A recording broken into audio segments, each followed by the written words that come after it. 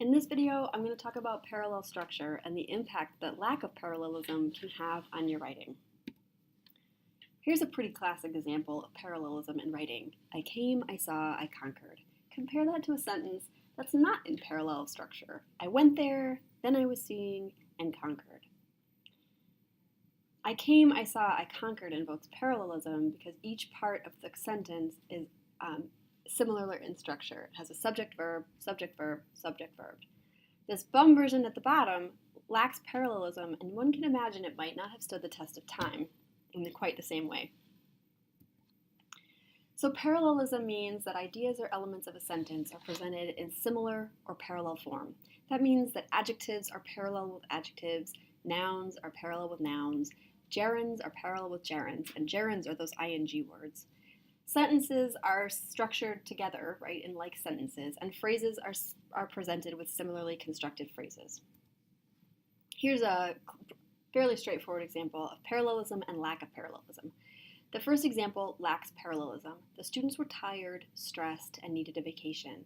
It lacks parallelism because the list contains an adjective, and a verb. It can be fixed by converting them all to adjectives. So instead of saying tired, stressed, and needed, it can say tired, stressed, and ready to go home. Adjective, adjective, adjective. Another way to fix this might have been to turn them all into verbs. So you could say the students felt tired, seemed stressed, and needed a vacation.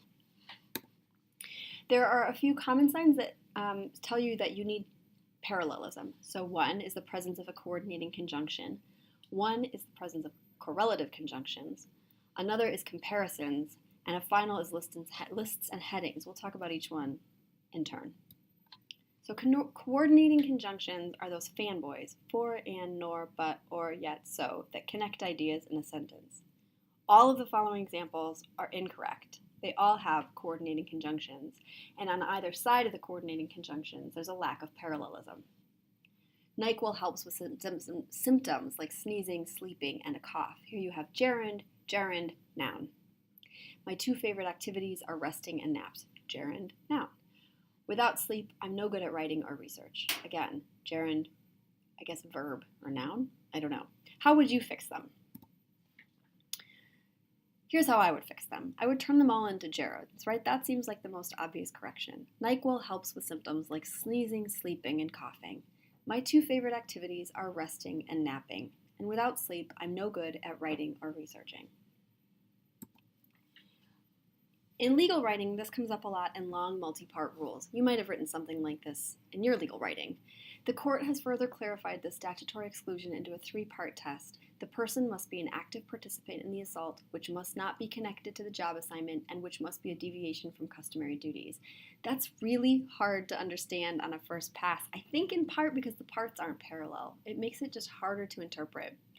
The parts aren't parallel because the first part, number one, is a sentence. It's a complete sentence. And the second and third parts are not. So they lack parallelism of structure. It can be greatly improved by making them all sentences. So look at the revision. The court has further clarified the statutory inclusion into three parts. The person must be an active participant in the assault. The assault must not be connected to the job assignment. And the assault must be a deviation from customary duties. That's better. So correlative conjunctions are another place where you need to think about parallelism. Correlative conjunctions are sentences that have either or, neither nor, not only, but also. In these cases, the second half of the correlative conjunction has to match the first. So here are two incorrect examples. I am neither interested in Civ Pro nor understanding the material. Right? The two sides that flank the nor are not parallel. There's an adjective and a gerund. And yet, I expect not only to be a successful litigator, but also I expect to be paid well for it.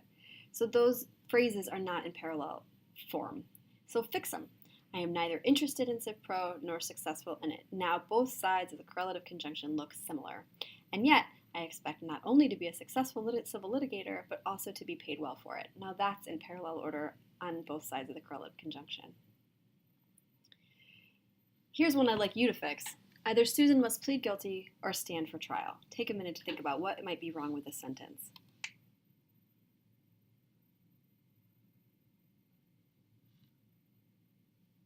The problem here is the placement of either. It lacks parallelism because Susan must plead guilty and stand for trial are not parallel. Susan must plead guilty is a complete sentence. Stand for trial is an incomplete sentence. So if you move the either, it helps. Susan must either plead guilty or stand for trial. Now you have plead guilty and stand for trial as the two sort of parallel parts of the sentence, and it works. When you have comparative words, you also need to think about parallelism. So when you're using words like than or as. In the incorrect version, the defendant in the first case was more sympathetic than the second case. Now this kind of looks like parallelism because indeed it's comparing noun to noun, right? The problem is it's the wrong nouns that are being compared. In the corrected version, the writer builds out the sentence just a little bit further and fixes the meaning. Here, the defendant in the first case was more sympathetic than the defendant in the second case. It changes the meaning of the sentence to better mirror the writer's intent. Now, because of the parallelism, the writer is comparing apples to apples. When you have lists and headings, that's another place where you need to look for parallelism. So this might arise in things you're writing like resumes. When you have lists, headings, and series of items, they have to be parallel in grammar and structure. So verbs have to be parallel to verbs, sentences have to be parallel to other sentences. So the first example is good. My experience includes drafting, assisting, and preparing. They're all gerunds, right? All phrases. The second example, not so good. My experience includes drafting documents, assisting in trial preparation, and I prepared pleadings, right? You have gerund, and then a subject-verb complete sentence. It doesn't work. So each one of those items in a list has to be parallel. Each of these sentences lacks parallelism as well. The defendant described his pain as sharp, throbbing, and said it ranked as a 3 or 4 on a scale of 10. You have an adjective, and then a verb, sharp, throbbing, and said. There was no bruising, the victim did not seek medical attention, and was able to work the next day. So you have a subject-verb, verb with no subject. In that case, the defendant pushed her husband in the chest, causing him to fall backwards in the chair and hitting his head on the windowsill. Here, you have causing and hitting, which look like parallel gerunds. The problem is that's not where the parallel is supposed to be. So the meaning of the sentence changes because of the problem with parallelism. So I want you to take just a minute to think about how you would fix these, and then I'll show you what I would have done.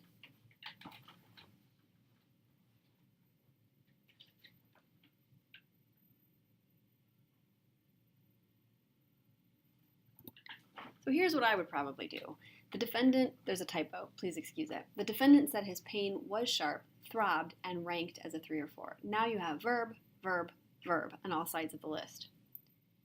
In the next one, I just built out the phrases a little bit further, so I have did not bruise, did not seek, and was able. Now I have a verb, a verb, a verb. None of them have a subject in it. And the final one, I created parallelism between the verbs that are supposed to be parallel, so causing him to fall backwards and hit his head on the windowsill.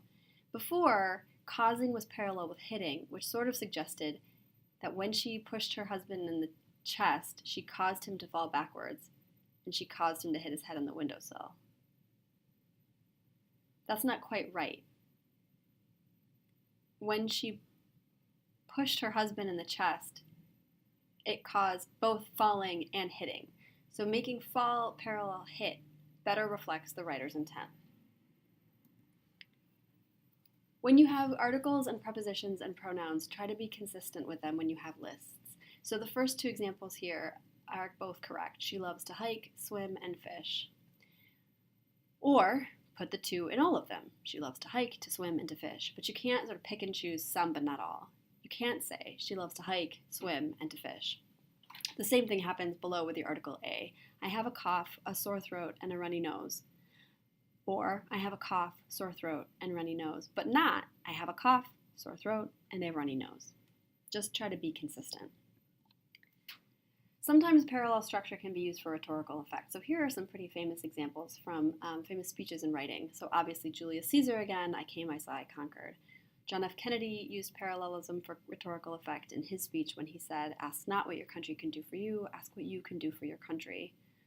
George W. Bush used parallelism in 2001 when he said, we will not tire, we will not falter, and we will not fail. Shakespeare invokes it in Julius Caesar when he says, I come to bury Caesar, not to praise him. And Dickens, it was the best of time, it was the worst of times. Here's another example of using parallel structure for rhetorical effect. Martin Luther King's I Have a Dream speech uses parallel structure. So If you read through this, right, each part of his speech and this part of the speech begins with the same sort of construction. I have a dream that one day this nation will rise up and live out the true meaning of its creed. We hold these truths to be self-evident and that all men are created equal. I have a dream that one day on the red hills of Georgia, the sons of former slaves and the sons of former slave owners will be able to sit down together at the table of brotherhood. I have a dream that my 4 little children will one day live in a nation where they will not be judged by the color of their skin, but by the content of their character. Sometimes repeating that phrasing can create a sense of urgency and can also create a feeling of sub-equal parts of a whole. So writers use parallel structure for grammatical clarity to make the meaning of their sentence correct, but writers also use parallel structure for rhetorical effect. So think about how you can use parallel structure to improve your writing, both in its sort of technical accuracy and also in the way you convey your ideas.